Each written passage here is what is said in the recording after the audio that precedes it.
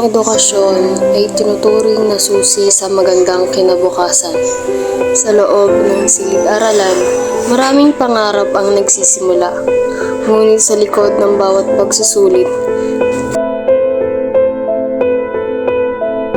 ay may mga hamon na kinakaharap ang mga mag-aaral.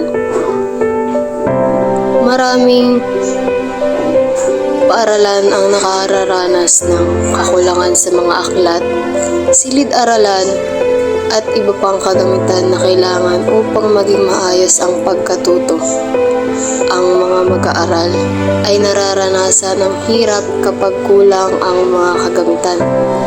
Ngunit patuloy pa rin nagsisikap dahil alam nilang ang edukasyon ang makatutulong upang maabot ang kanilang mga pangarap.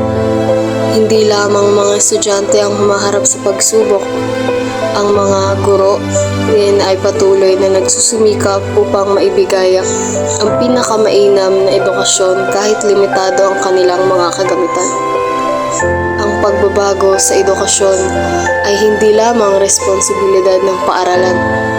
Kailangan ang pagtutulungan ng pamahalaan, mga guro, magulang at mga mag-aaral upang makamit ang isang mas maayos na sistema ng edukasyon.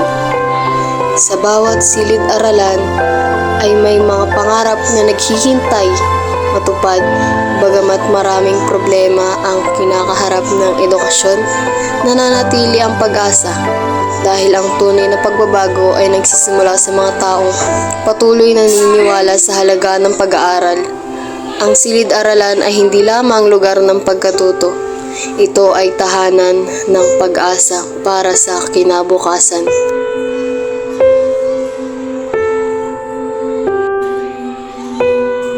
Hindi lahat ng mag-aaral ay may parehong pagkakataon sa edukasyon.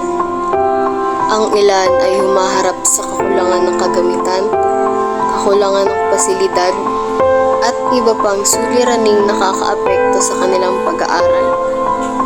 May mga pagkakataon na mahirap mag-aral dahil may mga bagay na kulang.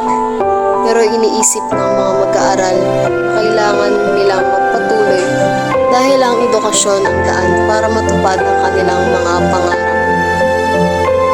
Sa kabila ng mga pagsubok, patuloy na nagsisilbing gabay ang mga guro.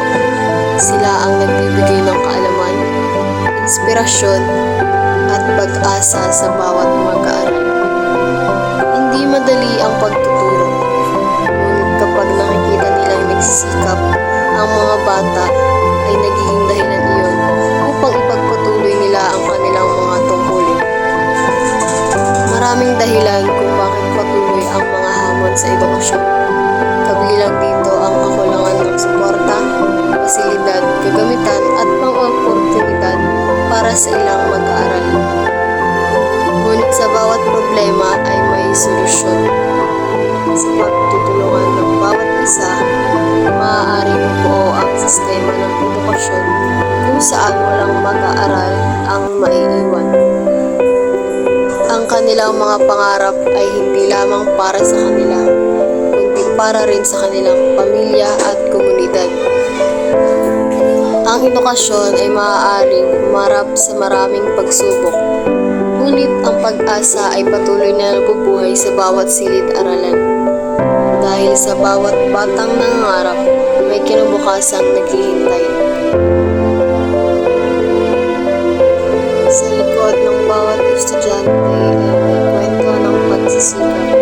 May mga pangarap na gustong abutin, ngunit may mga hadlang na kailangan lampasan. May mga araw na nahihirapan sa pag-aaral dahil sa mga problema nararanasan, pero hindi sumusuko dahil alam nilang mahalaga ang edukasyon.